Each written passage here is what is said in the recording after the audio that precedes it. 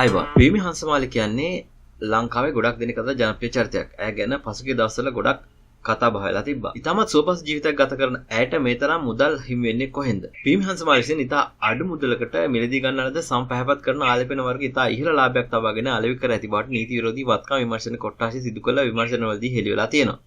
ඇය විසින් අදාළ ක්‍රීම් වර්ග අලෙවි කරන ආයතන දෙකකින් රුපියල් 2000, 3000, 5000 සහ 6000ක මුදලකට මිලදීගෙන ඒවා නැවත ඇසුරුම් කර අලෙවි කර ඇති බව නීති විරෝධී වත්කම් විමර්ශන කොට්ටාශය පවසනවා.